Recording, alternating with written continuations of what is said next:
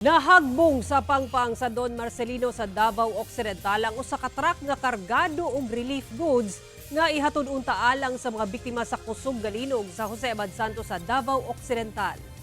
Base sa inisyal nga investigasyon sa Police Regional Office 11 nga nakuha sa GMA Super Radio Davao, migikan sa Davao City ang truck kauban sa convoy sa mga content creator nga nagpasiugda sa paghatod unta og tabang.